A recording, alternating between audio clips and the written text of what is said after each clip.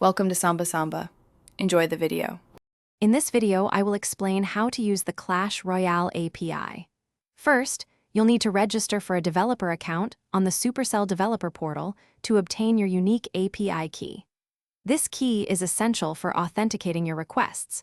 Be mindful of the rate limits, which are set at 3,000 requests per minute, ensuring fair usage for everyone.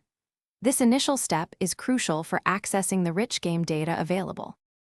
Once you have your API key, you can start exploring the various endpoints. These allow you to fetch data on players, clans, global tournaments, and more. For instance, you can retrieve detailed player statistics, recent battle logs, or even clan war data. The data is typically updated every 10 minutes, providing a relatively fresh view of the game's dynamic environment for your applications. To make an API request, you'll construct a URL, including the specific endpoint and your API key in the headers. Most requests will use the getHTTP method.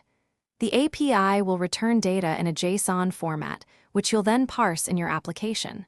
Remember to implement robust error handling. For example, an HTTP status code of 403 often indicates a forbidden request due to an invalid key or rate limit breach. To optimize your usage and stay within the rate limits, consider implementing caching for frequently accessed data. While official client libraries might not always be available, exploring community-contributed wrappers can significantly simplify your development process. Always refer to the official documentation for the most up-to-date information and best practices.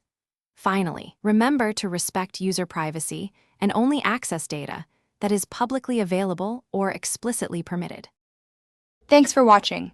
Consider subscribing if we helped you.